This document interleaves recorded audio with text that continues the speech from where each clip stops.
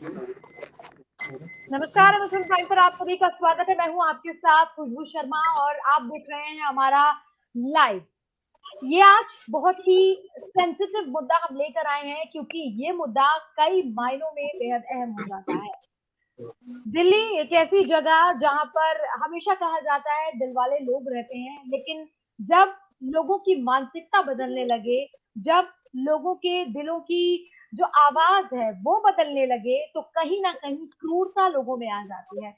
पिछले दिनों हमने एक ऐसा ही मुद्दा, एक ऐसा ही हमारे सामने एक मामला आया रिंकू शर्मा का, जिसे लगभग सब जगह कहा जा रहा है कि रिंकू राम भक्त का ये मामला है।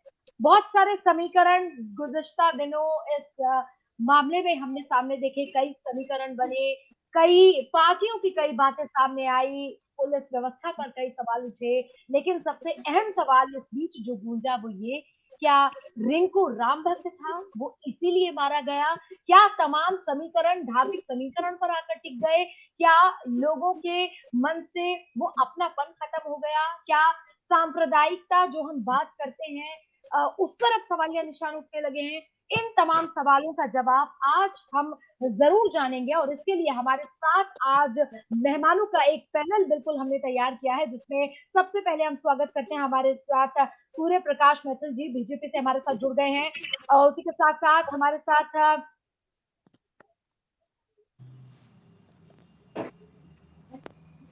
अमित बेनीवाल जी, आप पार्टी से हमारे साथ जुड़े हुए हैं। उसके साथ ही रमेश ठाकुर जी हमारे साथ जुड़े हुए हैं। तो सभी का बहुत बहुत अभिनंदन करती हूँ, स्वागत करती हूँ और कोशिश यही है जी सर, आप सभी का बहुत बहुत स्वागत है हमारे आज के इस बहुत ही जरूरी और अहम टॉपिक पर, क्योंकि आज हम चर्चा करने जा रहे हैं रिंकू के राम भक्त होने पर, उसकी हत्या होने पर और तमाम जो समीकरण पिछले दिनों आपने और हमने देखे। सबसे पहले मैं शुरुआत करना चाहती हूँ अमित कुमार बेनीवाल जी, आप पार्टी हमारे साथ जुड़े हुए हैं। जी सर, सर आपकी पार्टी की तरफ से यह सवाल उठा कि दिल्ली पुलिस अपना काम नहीं कर रही है और गृह मंत्री अमित शाह की नाक के नीचे हत्याएं हो रही हैं और दिल्ली पुलिस ऐसा होने दे रही है। क्या है इसके पीछे मंशा? क्या रंग आप देना चाहते हैं?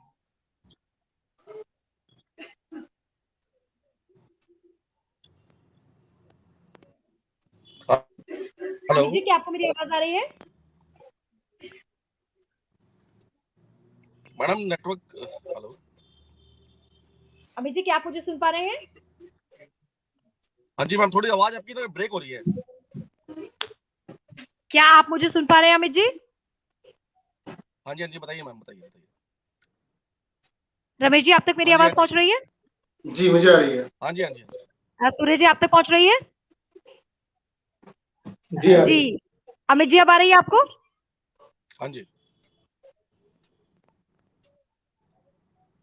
जी आ रही है। चलिए अमित जी, जी चलिए सर, तो सवाल मेरा यही था कि आपकी तरफ से, पार्टी की तरफ से तमाम ये आरोप लगे कि गृह मंत्री अमित शाह की नाक के नीचे जो सीधे दिल्ली पुलिस उनको रिपोर्ट करती है, उनके नाक के नीचे हत्याएं हो रही है, दिल्ली पुलिस हत्याएं होने दे रही है। तो क्या समीकरण तय आप करना चाहते हैं? क्या रंग आप इसको देना चाहते हैं? इस हत्याकांड को कह लें या इस पूरे मामले को कह लें?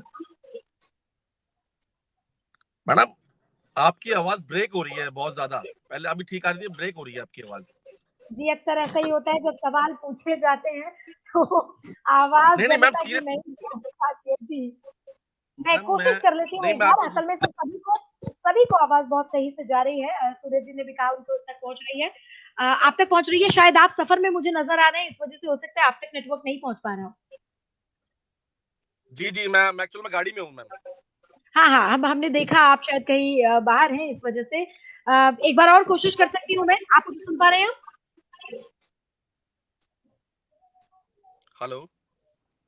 चलिए कोई बात नहीं, मैं वापस लौटूंगी अमित जी के पास, लेकिन सबसे पहला सवाल मैं सूर्य जी से करना चाहूंगी। सूर्य जी, जिस तरह से क्या राम भक्त होना गुनाह हो गया, क्या राम का नाम लेना गुनाह हो गया? हमारे देश की धरती पे ज्यादातर राम भक्त हैं और इसी पर लगातार चर्चा चल रही है, क्या कहेंगे आप? देखिए खुशबू जी, आज आपने जो मुद्दा उठाया है एक बहुत ही संवेदनशील मुद्दा है।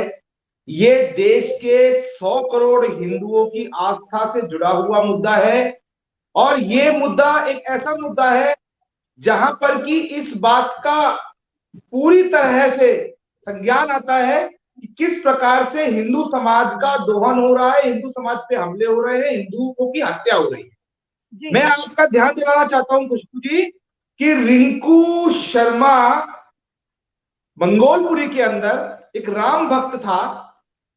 राम जी के मंदिर को बनवाने के लिए एक गिलहरी के रूप में वो कार्य कर रहा था और कुछ जिहादी मानसिकता के लोग जिनको इस देश की मिट्टी से प्रेम नहीं है, इस देश की संस्कृति से प्रेम नहीं है, इस देश के संविधान से प्रेम नहीं है, उनके लिए इस देश का कोई कानून मायने नहीं रखता, कोई धार्मिक भावनाओं का वो सम्मान नहीं करते।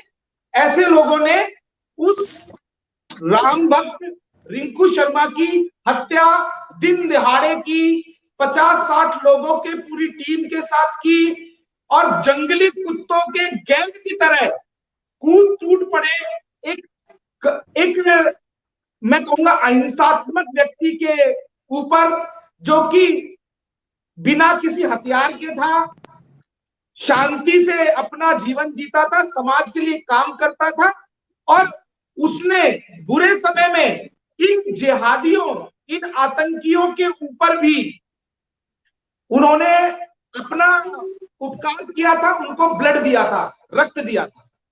जी वाकई मुद्दा बेहद संवेदनशील है। पुलिस की व्यवस्था पर क्या कहेंगे? रमेश ठाकुर जी हमारे साथ जुड़े हुए हैं लगातार, आप क्या कहेंगे? आप पत्रकार हैं, नजरिया बड़ा पैना रखते हैं पत्रकार लोग इस पूरे मुद्दे पर। सर आप क्या कहेंगे, किस तरह के समीकरण बनाए जा रहे हैं? क्योंकि पार्टियों का काम ज्यादातर आरोप और प्रत्यारोप का ही होता है, लेकिन आप चूंकि पत्रकार हैं, आप एक नजर से ही इस पूरे मामले को देखकर हमें ये बताइए कि क्या ढंग अब इस मामले तक पहुंच गया है?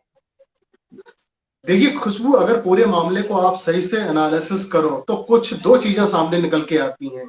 एक चीज वो जब हिंदू मुस्लिम वाला कहीं पे भी कोई जिक्र आता है या किसी तरीके से लिंकअप होता है तो ये चीज उठती है कि मजहब खतरे में पड़ गया, सांप्रदायिक चीजों की तरफ चीजें चली जाती हैं। उस बीच में हम एक चीज भूल जाते हैं, वो होता है लॉ एंड ऑर्डर। हमने इस समय, चलो ठीक है, दिल्ली यूटी राज है, केंद्र शासित राज्य है, इसमें केजरीवाल ये कह के बच जाएंगे कि पुलिस हमारी नहीं है, प्रशासन हमारा नहीं है, हम कह के बच जाएंगे। लेकिन ये कहीं ना कहीं जिम्मेदारी मुझे लग रहा है सेंट्रल गवर्नमेंट की आती है।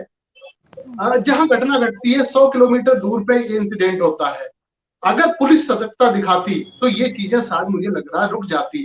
ठीक है, घटना होनी होती है, हो जाती है, इसमें कोई कहने वाली बात नहीं है, लेकिन रोका जा सकता है, इस पे बंदिश लगाई जा सकती है। अब थोड़ा सा आप देखो, इस तरह की घटना ये शायद तीसरी घटना है पिछले 7-8-9 महीनों में। अगर देखें तो दिल्ली के अंदर की तीसरी घटना है। अब ये घटना घटी कहाँ? आप थोड़ी टाइमिंग, थोड़ी सी जगह को आप देखो। ये कोई सेंट्रल दिल्ली में नहीं घटी, कोई पास इलाके में नहीं घटी, ये उन इलाकों में घटती है जो एनसीआर से टच करते हैं, जो बाहर टच करते हैं।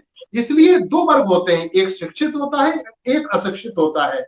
ये जो ग्रामीण क्षेत्र है, ये इलाके हैं, यहाँ इस तरह की चीजें खुशबू होना बड़ा स्वाभाविक होता है। फिर भी आप लोग उस चीज पे सतर्कता नहीं दिखाते हो, पुलिस उस चीज पे ज्यादा वो सतर्कता दिखाती नहीं है।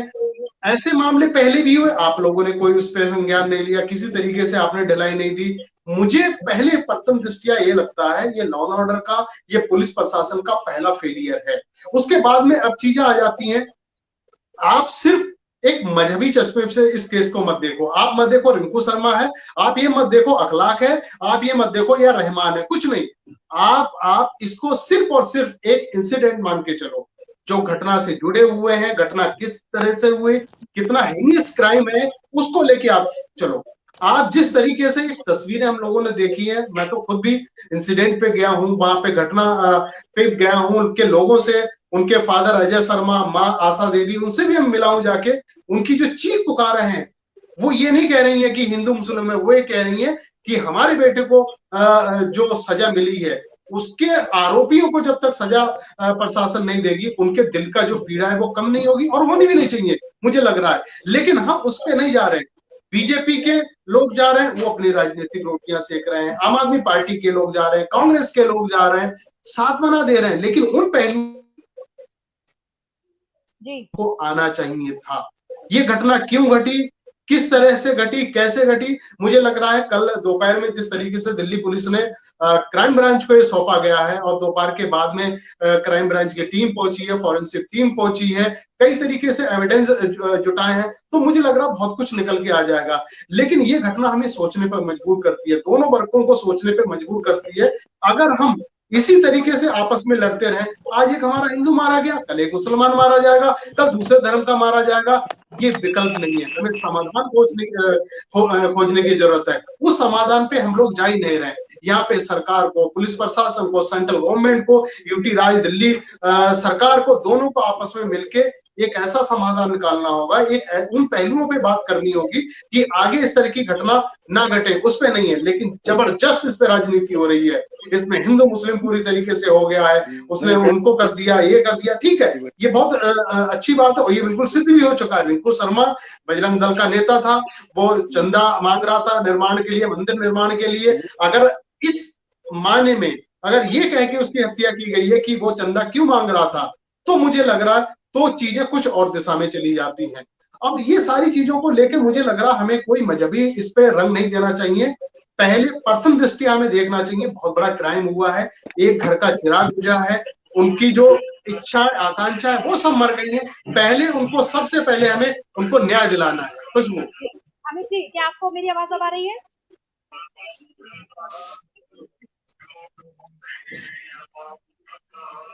अमित जी, क्या सुन पा रहे हैं आप मुझे? मैम मैं घर पर आ गया अपने, और मेरे को जी आवाज नहीं आ रही आप लोग। चलिए, अब मुझे नहीं समझ आ रहा है कि मैं आपको किस तरह से इस डिबेट में शामिल करूं। आप तक मेरी आवाज पहुंच नहीं पा रही है। मेरे पास सवाल आपके लिए बहुत सारे थे और जिनका जवाब मैम मेरे को भी जवाब देना है, आप लोगों से बात कर। लकी कौन? क्या सुन पा रहे हैं आप मुझे? सर क्या कहेंगे सूर्य जी, जिस तरह से आम आदमी पार्टी के जो तमाम जी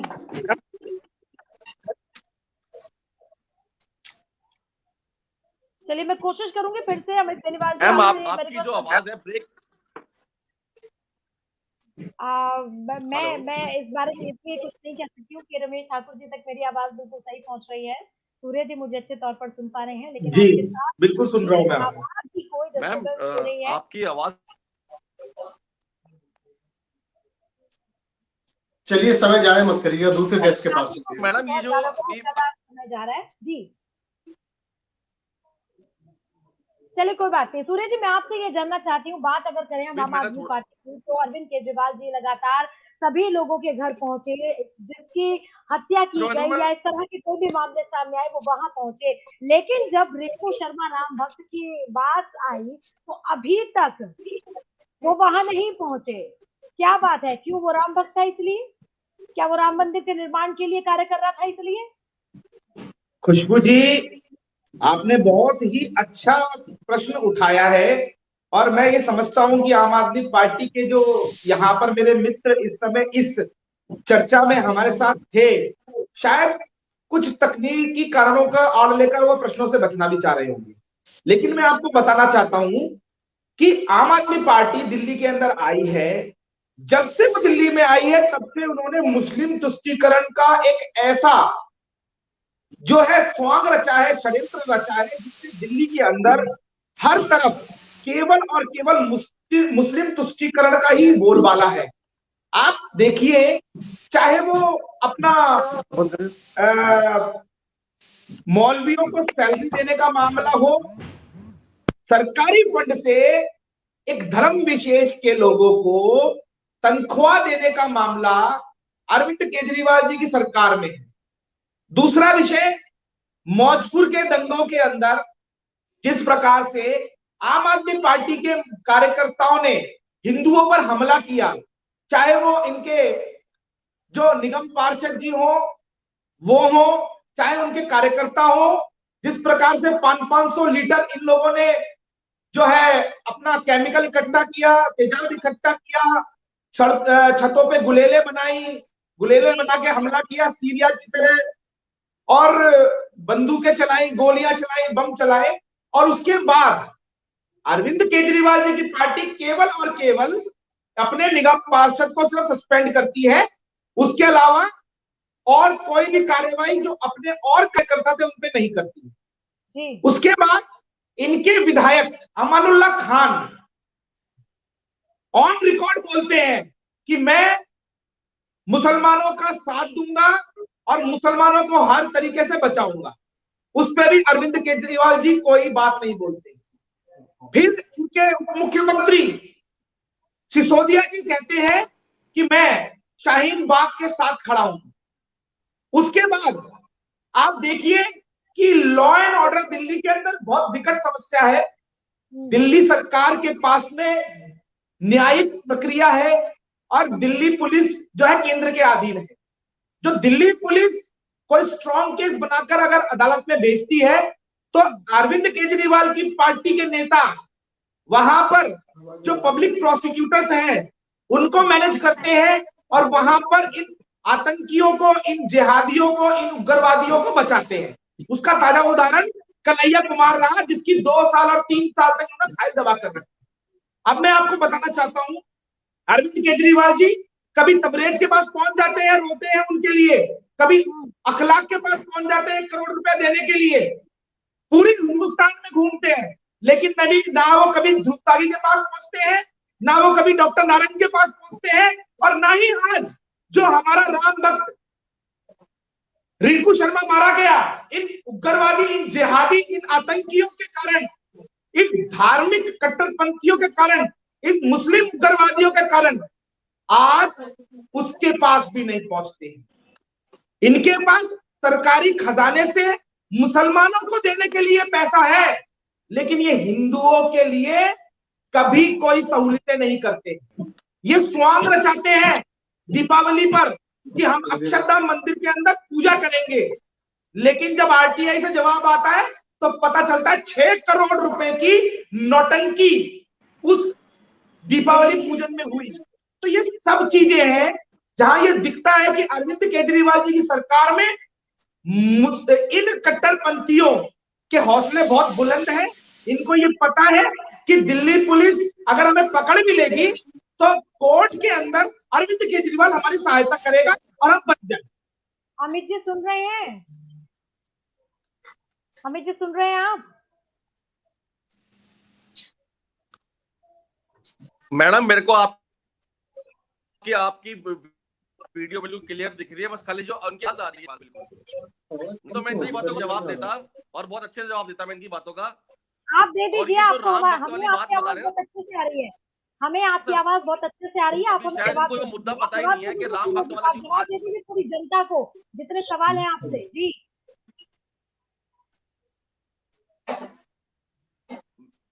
मैम आपको मेरी आवाज आ रही है? मैं सीरियसली देखो गाड़ी छोड़, मैं इसलिए अपने घर पर आया हूँ, इसलिए यहाँ पर आप लोग डिबेट कर बात जिस प्रकार कि मैं अपने अरविंद केजरीवाल जी गिरगिट की तरह रंग बदलते हैं, उन्होंने पूरी आम आदमी पार्टी के नेताओं को गिरगिट की तरह रंग बदलना सिखा दिया है।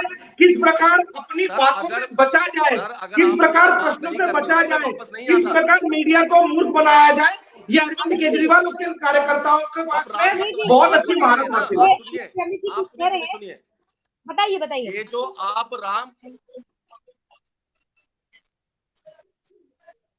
मैम ये जो राम भक्त वाली बात सर बताए ना कि इससे भी मंगोल वाल्मीकि इस लड़के का, हिंदू लड़के का मर्डर हुआ था, वो भी मुस्लिम लड़कों ने किया था।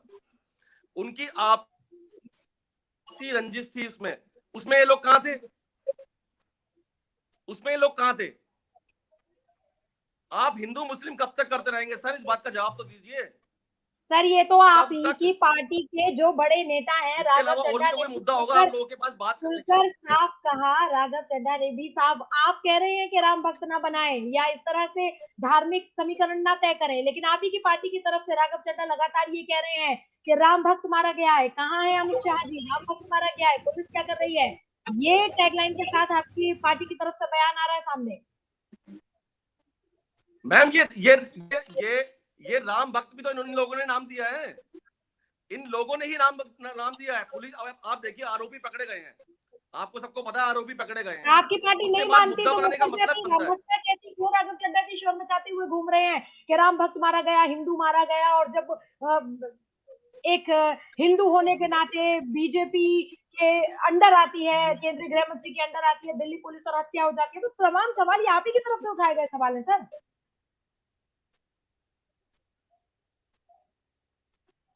खुशबू जी, इनसे ये भी पूछ लीजिए कि अरविंद केजरीवाल जी हेलो, पूरे देश में रोते घूमते हैं, ट्वीट करते हैं, हम on the way to Dadri Akhlaq से मिलने के लिए, वो मंगोलपुरी कब पहुंचने वाले हैं?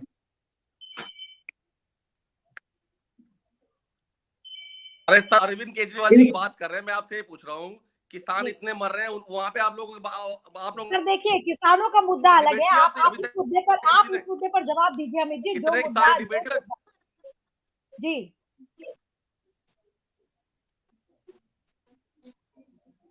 इस पर आप जवाब दीजिए, क्यों केजरीवाल जी नहीं पहुंचे रिंकू के घर? राम भक्त था तो इसलिए, राम मंदिर के निर्माण की बात कर रहा था इसलिए, या और कोई राजनीतिक समीकरण आप तय करना चाहते हैं इसलिए?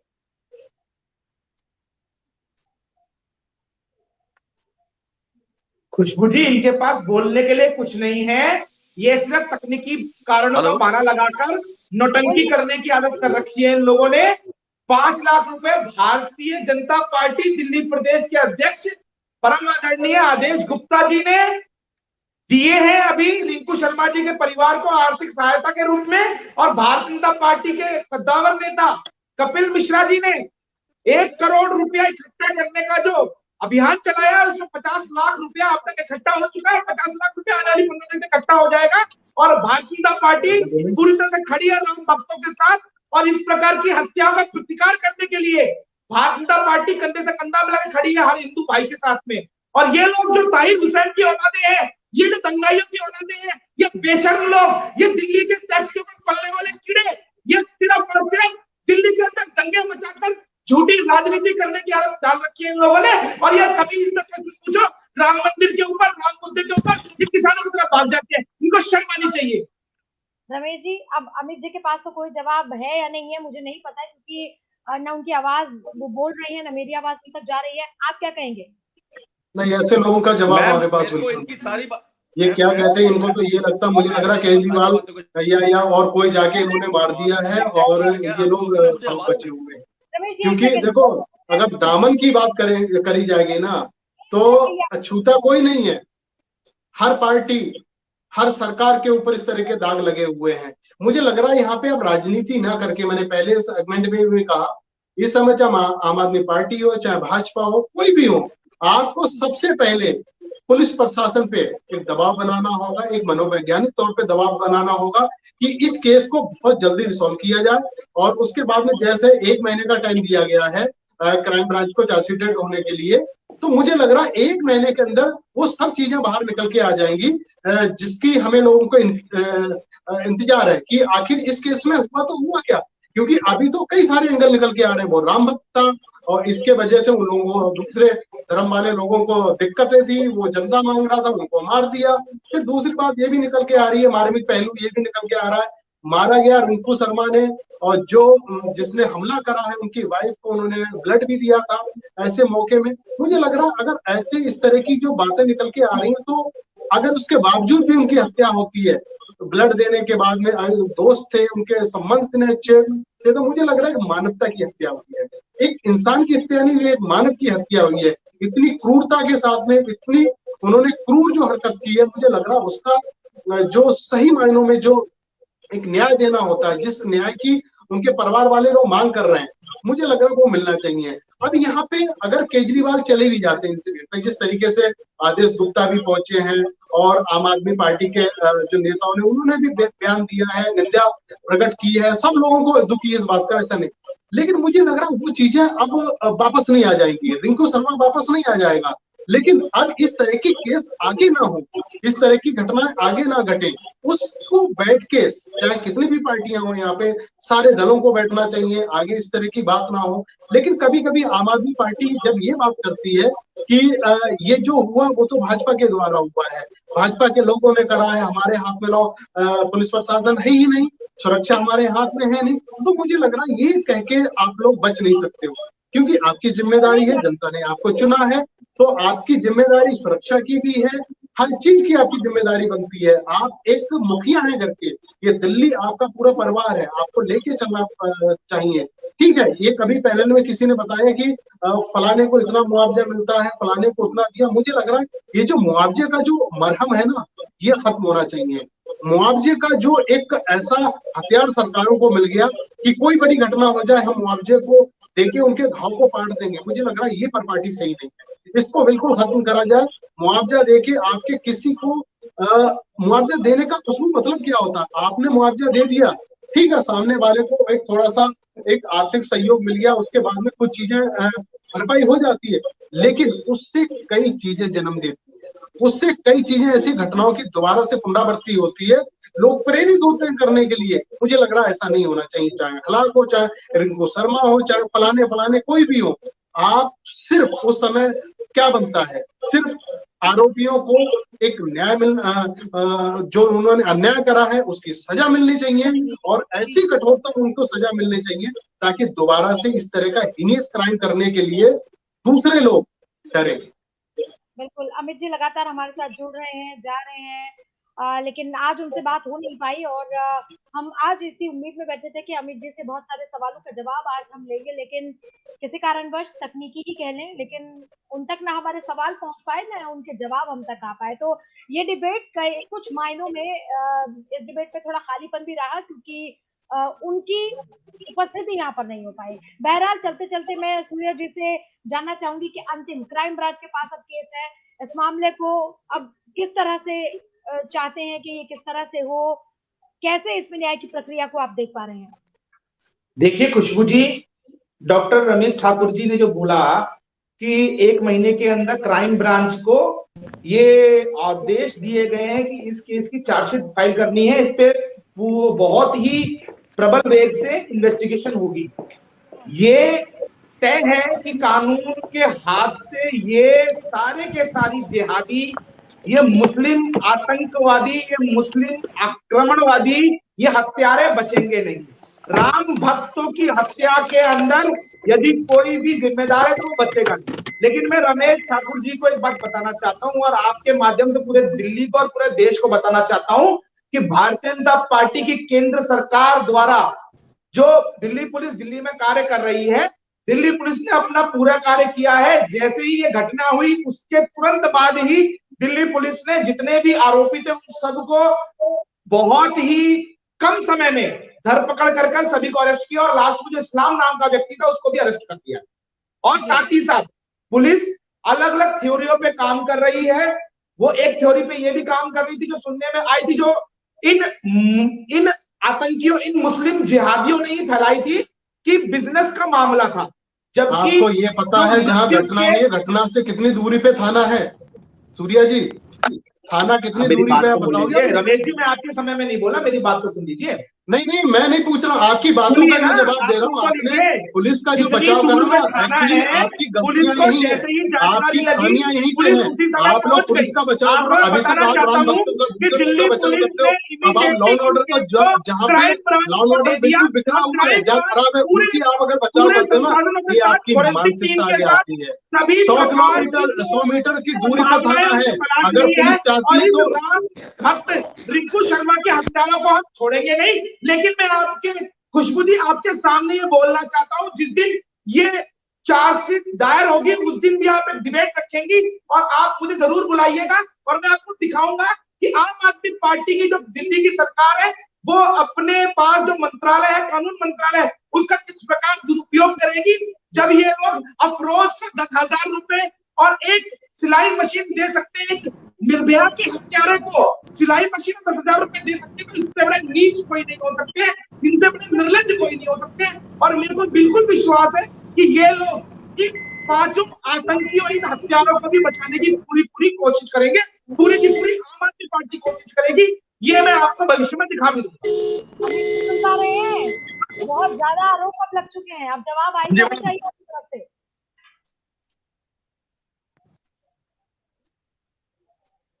मैम, मैं जब से बना हुआ हूँ और मुझे ना आपकी आवाज नहीं आ रही, नहीं तो मैं आपको सारी बातों को जवाब देता। अगर मेरे को जवाब नहीं देने होते तो मैं सामने नहीं होता आप लोगों के।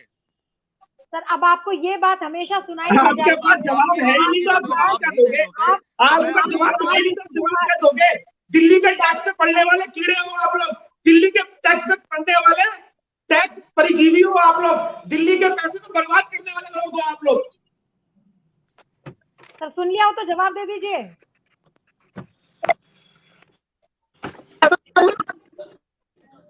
यार नेटवर्क नहीं आ रहा। चलिए कोई जवाब नहीं। ओके सर, और मुझे लगता है कि बात करने फायदा भी नहीं है, क्योंकि वो डिबेट में बने भी हुए हैं लेकिन ना के बराबर है। बहरहाल अमित जी आपका बहुत बहुत शुक्रिया, आप हमारे साथ यहाँ जुड़े रहे।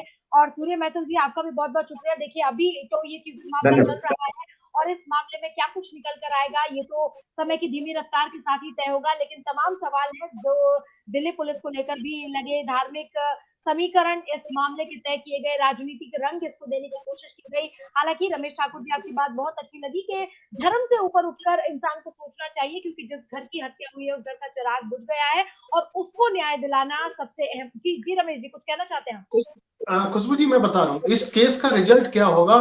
सूर्या जी की जो बातें ने जिहादी तरीके जो बातें कर रहे हैं, सूर्या जी सुनो इस केस का रिजल्ट क्या आएगा।